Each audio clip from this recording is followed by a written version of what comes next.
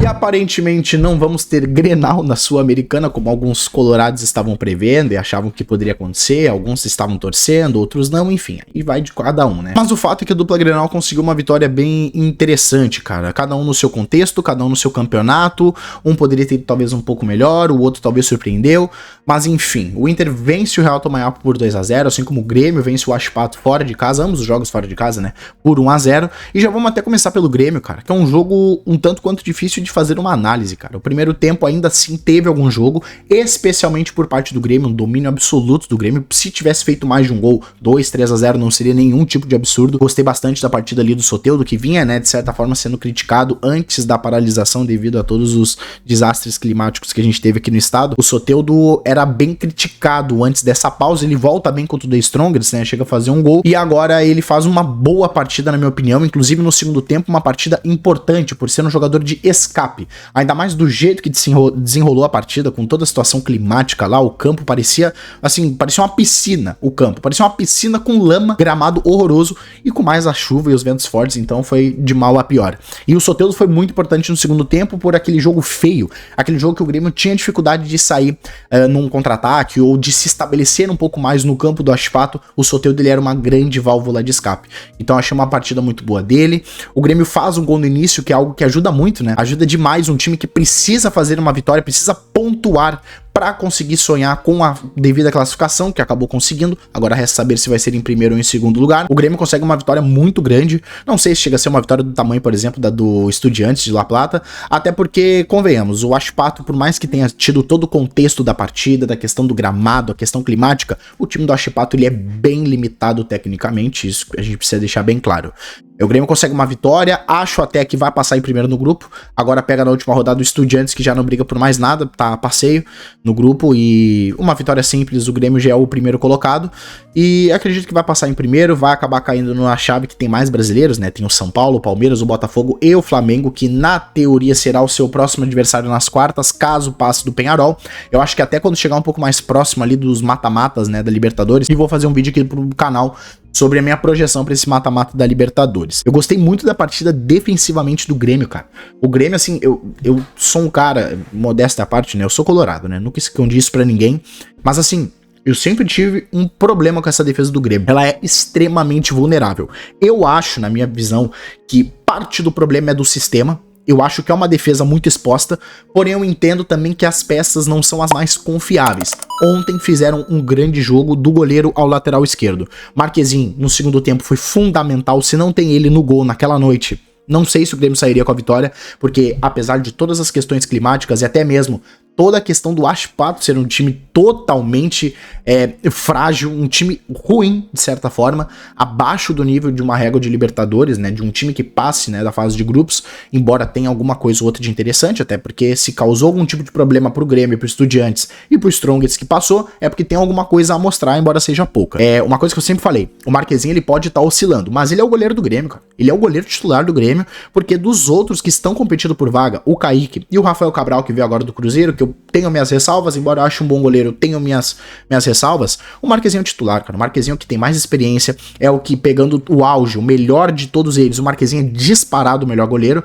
Ele foi muito importante no Porto, ali pelos anos de 2019, principalmente 19, 18, ele foi um grande goleiro no Porto, viveu um auge espetacular, ainda não tinha mostrado todas as suas credenciais aqui no Rio Grande do Sul, porém já tinha feito, na minha opinião, por exemplo, um bom jogo lá na primeira fase do Gauchão, se a gente for lembrar, que se eu não me engano foi até a estreia dele, posso estar enganado, que o Grêmio ganha de 1-0 contra o Juventude na Arena, sofrendo de certa forma, e ele é muito importante naquele jogo. Então assim, é uma coisa que eu sempre falei, cara, o Marquezinho, ele não tá no seu melhor, mas quando ele entrar no melhor dele, quando ele de fato encaixar no time do Grêmio, ele voltar a ter mais confiança, ele é o goleiro titular do Grêmio, ele é disparado o melhor, disparado que tem mais bagagem, ele tem que ser o goleiro do Grêmio. Gostei da partida do Reinaldo, cara. O Reinaldo, que é um lateral que eu tenho minhas ressalvas, eu acho que ele é interessante do ponto de vista ofensivo, e essa é a questão que muita gente o defende, e não tem problema nenhum, pode gostar ou não gostar de algum tipo de jogador, isso daí não tem problema nenhum. A questão, na minha opinião, o que ele produz ofensivamente não compensa as falhas defensivas. Ele tem dificuldades, até por ser um lateral muito mais ofensivo, que tem uma boa batida na bola, mas o que ele oferece, e até hoje o que ele já entregou pro Grêmio ofensivamente, pra mim não justifica você ter um sistema em que ele vai ser um lateral de mais profundidade, de mais chegada à frente, e eu vou montar um sistema atrás pra compensar. Eu acho que o que ele apresentou hoje não compensou. Se ele tivesse talvez mais números, mais regularidade, ano passado, por exemplo, em 23, eu achei que ele fez um bom primeiro turno, o segundo turno dele é péssimo. É muito abaixo da régua, na minha opinião. Então, assim, eu não acho um lateral podre, não acho isso. Não acho ninguém do elenco do Grêmio ou do Inter horroroso, podre, até porque senão não estaria no elenco. Pra alguma coisa serve, talvez o contexto, talvez o sistema não encaixe com as características do jogador. Mas, assim, o que o Reinaldo, na minha opinião, oferece ofensivamente não compensa pelo buraco atrás que ele deixa. Ontem ele foi muito bem, especialmente, né, pra falar a verdade, na defesa. Rodrigo Elias tinha um zagueiro seguro ontem, até de certa forma. O Kahneman chovendo molhado, e o Marquezinho também uma grande partida. Do meio pra frente o time também foi bem, mas no segundo tempo a estratégia era muito mais uma transição que, né, convenhamos que foi difícil, né. Bom, a gente teve jogador saindo do banco e sendo retirado porque acabou vomitando, né, literalmente no meio do jogo ali, o Nathan Fernandes. Eu acho que você junta ali a questão climática, que é totalmente antijogo, aquela chuva, aquele vento, e ainda mais a condição do gramado, com lama, com sujeira, é o combo perfeito para acontecer o que aconteceu, por exemplo, com o Nathan Fernandes, que ele tenha uma boa recuperação e volte a jogar, porque é um jogador de muito talento e muito jovem ainda. Vamos dar uma passada rapidinha aqui no Inter também. Eu digo rapidinha por quê? Porque o Inter eu ainda vou fazer um vídeo à parte. O momento do Inter, ele é bem complicado. Eu ia fazer esse vídeo na época ali que tava tendo o auge das enchentes, até quando teve a paralisação, porém eu achei um pouco antipatia fazer um vídeo daquele momento, trazendo algumas críticas, trazendo alguns pontos positivos. Então agora que está aos poucos voltando ao normal, voltando ao normal eu digo futebol, né? Voltando ao normal o futebol, porque eu sei que a situação aqui no estado ainda é caótica, e até quando a água de fato baixar, que vai demorar um tempo, a situação vai ser caótica, vai ser assim, grotesca. Até se reestruturar e voltar tudo como era antes vai demorar um bom tempo, mas pelo menos já está numa situação mais viável, menos antiética pra gente fazer. Então vamos falar um pouquinho mais sobre o jogo. Uma partida protocolar do Inter. O Inter fez talvez uma das melhores partidas do ano, porque em momento nenhum ele sofreu. Se eu não me engano, foram 3 finalizações do Tomayapo contra 27 do Inter. Inclusive, esse é um ponto que a gente precisa destacar. O Kudê, ele merece críticas. Eu acho que ele merece crítica. Eu não acho ele um treinador de primeira prateleira aqui no futebol brasileiro ainda. Eu acho que ele tem muito potencial, vou falar isso num futuro vídeo, mas assim, ele não é o culpado de tudo. Os jogadores também têm a sua culpa, porque tem jogos que o Inter produz muito e não consegue finalizar. Tem jogos que se fosse o Flamengo jogando como o Inter, seria 8, 9 e acaba com 1 ou com 2, porque o Inter tem dificuldade de finalizar. No cabeceio, ou na finalização final, no passe terminal, o Inter tem muita dificuldade. Mas fez um jogo protocolar, um jogo que a maioria esperava, 2-0, teve erro de pênalti, teve a questão da arbitragem também, né?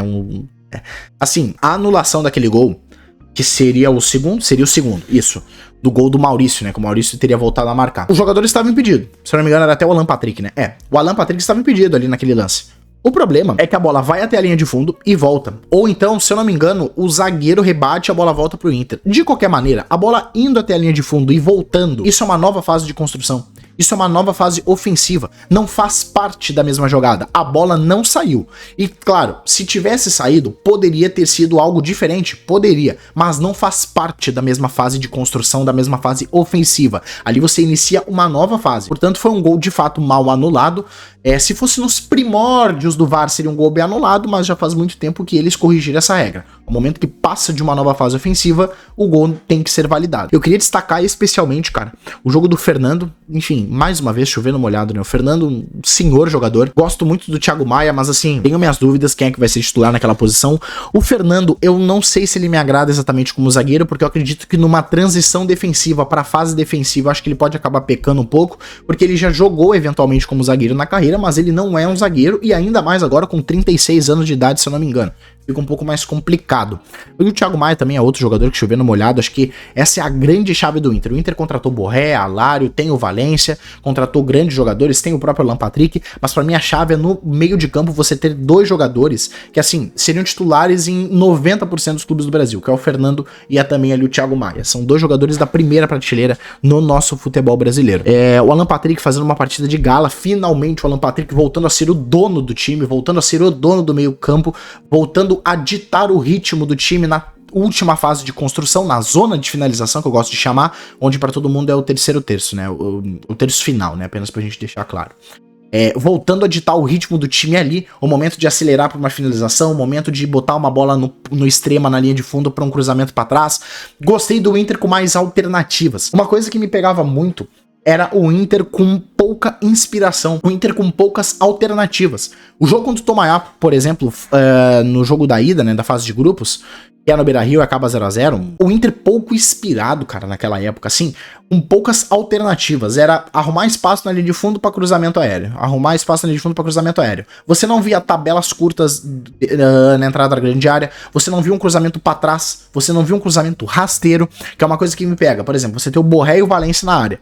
Eu não entendo por que você ficar investindo tanto em bola aérea. Pode dar certo? Pode, porque eles são bons cabeceadores. Mas não é a principal característica deles. Eles não têm impulsão e até mesmo altura para vencer devido aos defensores. Então você precisa criar alternativas. Seja trazer um 9 de dentro da grande área para entrada, para ele construir, para você talvez abrir um espaço na zaga, porque um zagueiro talvez possa saltar pressão. Um pouco mais ofensivista, né, de fato. Você botar mais um jogador de defesa passando nas costas do ala ou do lateral da linha de 5, por exemplo, do Tomayapo para fazer um cruzamento. Enfim, era isso que a gente via no Inter, poucas alternativas. E agora nesse jogo a gente viu. A gente viu tanto que o jogo poderia ter sido tranquilamente mais do que 2x0. Uma partida tranquila, destaque obviamente pro Alan Patrick, pro Fernando, o Bustos fez uma boa partida, especialmente no segundo tempo. No primeiro tempo eu achei ele um pouco apagado, no segundo tempo ele foi muito bem. O Maurício voltando a fazer uma boa partida, não fez uma partida de gala, mas fez uma boa partida. O Maurício ele tava no momento em que fundamentos, domínio, passe, ele tava errando. E pequenas tomadas de decisão também. Lembro de um lance contra o Delfim, na vitória que a gente teve de 2x1, que foi o primeiro gol do Borré, né, que ele faz de pênalti. Tem um lance pra mim emblemático no primeiro tempo, que o Inter rouba a bola, tem um belo espaço no campo pra fazer uma transição ofensiva pra fase ofensiva, pra fazer um contra-ataque, e o Maurício ele tem um latifúndio de campo pra percorrer com a bola. E ele vira pra trás e toca pro defensor. Sendo que ele poderia carregar aquela bola muito mais, porque ele tinha espaço, até algum jogador se apresentar, até achar o homem livre de fato no campo. E ele volta pra trás, então assim, errando até mesmo na hora de acelerar, na hora de partir pra um drible. Ontem não. Ontem fez uma partida boa. Não é o prime do Maurício, não é o Maurício que nós conhecemos. Não sei, ele parece talvez, não posso aqui afirmar, né? A gente pode supor.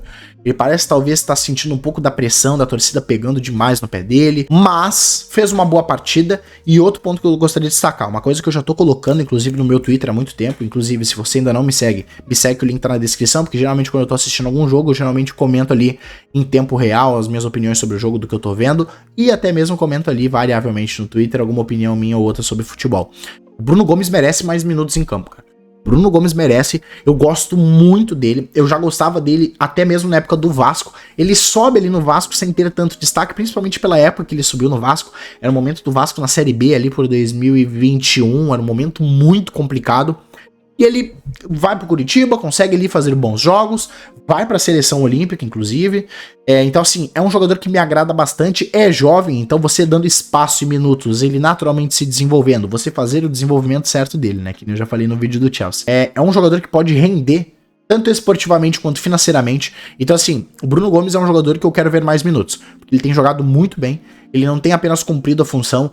As informações que dão é de que o Kudê vê ele como um Arangues. Eu não acho que seja nesse nível, porém também não acho, como algumas pessoas tratam, que o Bruno Gomes é um jogador mais físico. Ele é um jogador mais físico, ele é um jogador mais rápido, de mais marcação, mas ele tem muita bola no corpo. Eu gostaria de ver mais minutos do Bruno Gomes. É isso, rapaziada, mais futuramente eu vou fazer um vídeo do Inter, mais futuramente não, nos próximos dias ali, semanas, a gente vai fazer um vídeo do Inter. O Inter precisa de uma vitória simples para se classificar, o 1x0 já basta, e o Grêmio, ele precisa ganhar o jogo, verdade. Porque se eu não me engano, posso estar enganado, tá? Mas o empate não serve, a não ser que o empate seja de 3x3 pra cima. Caso tenham dois times com o mesmo número de pontos, é o saldo de gols. E o saldo de gols, se for empate no jogo entre Grêmio e Estudiantes, vai ficar idêntico entre Grêmio e The Strongest. Porém, a diferença, o segundo critério, é gols marcados. E o Strongest tem, se eu não me engano, 8 gols marcados, enquanto o Grêmio tem 6. Então, de fato, o Grêmio também precisa ganhar o seu jogo, 1x0 já basta, o Grêmio passa em primeiro colocado e vai cair no lado da chave pra enfrentar o Peñarol, que não é uma flor que se cheire, mas eu acho que o Grêmio tem condições, e aí depois seja o que Deus quiser, vamos ver o que acontece. O Inter também, dependendo do resultado, ele pode trocar ou não de chave, de adversário. O ideal seria o Inter ganhar de 4x0 do Delfim, que eu acho muito improvável que vai acontecer, porque ele pegaria ali o Libertad nos playoffs, e passando para as oitavas, eu não me lembro agora quem ele enfrentaria. O Desportivo Ameliano, se eu não me engano é do Paraguai, ou da Venezuela, agora eu não me recordo. É um adversário de fato bem mais fraco, dependendo de como for a soma ali dos resultados, né, porque o que vai definir no fim das contas é o saldo de gols e o número de gols marcados. O Inter pode acabar caindo numa chave complicada, pegando um adversário complicado dos playoffs e pensando em oitavas, caso passe, pode pegar ali um Cruzeiro, pode pegar até um Fortaleza de primeira, é bom a gente ficar de olho. De qualquer maneira, rapaziada, espero que vocês tenham gostado do vídeo, um vídeo mais simples aqui, só realmente repassando um pouco de como foi os jogos e a situação do Inter e o Grêmio no atual momento da Libertadores e da Sul-Americana. Não esquece de se inscrever no canal, ativar o sininho das notificações para receber os próximos conteúdos e, além disso, curta, comente e compartilhe o vídeo. Essas 3 coisas são primordiais para me ajudar no crescimento do canal. É isso, muito obrigado pela atenção e pela audiência e vambora!